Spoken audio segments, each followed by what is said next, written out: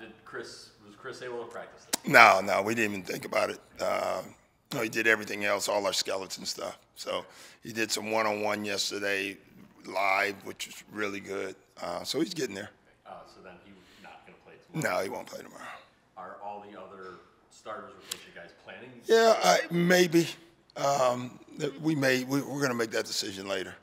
So. I was saying, if they do, is it similar to the last game? I know you mentioned like ramping up. Yeah.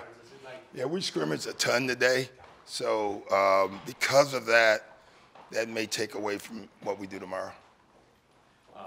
I mean, the regular season is relatively around the corner now. It is. It's not relative. It's around the corner. So it's less than a week, right? Week to the day. Yeah. So are you still hoping to get in a lot of actual practice in this time? Yeah. Or do you start to actually tone down that? No, we're going to practice a lot. Yeah, we're going to practice a lot, work a lot, keep working on execution. Is the goal, I'm guessing, to get Chris into those practices, or does he need that to play? I think it would help, obviously, but I'm just going to play it by ear. You know, Chris has proven to me over last year that when he comes back, he was 100% ready, and he had no practices. So there are guys like that. I would say he'd be one of them. Would I like him to practice a couple times? For sure. Just defensively, we're kind of talking to Delon about being able to get in passing lanes and Yeah. like that. When you're thinking about your defense and what you want this year, is there a higher emphasis on forcing turnovers? Yeah, it looks like it. It actually isn't. It's just that the way we're playing defense, if you're in the right spot early, which you should be, we talk about knowing your next job a lot. So if you're standing there, you got a next job on defense. And if you know that, the better we get at that, the better guys, we're going to turn over a lot of guys. We had 2 or 3 in the second half where the guy was just standing in the right spot, and they literally threw him the ball. So it may look like it, but all that would mean is our defense is really clicking.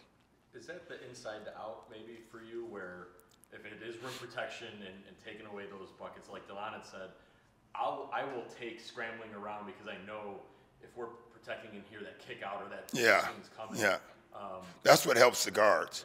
You know, in the past, we didn't do that, but now the guards know if there's a drive, they're not responsible. That's a big shot. Their responsibility is outside the paint, and they have to get their body in the right positions to be able to get there. Can that help Dame a little bit? I know there's so much focus on Dame. It definitely will help.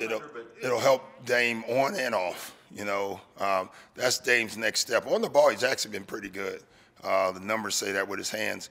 Off the ball is where he had to make the biggest jump, and now I'm kind of spelling it out for him. Like Dame, guards, first of all, guards don't want to be in there anyway. And secondly, we're a big team. Why would our bigs be out and our guards be in?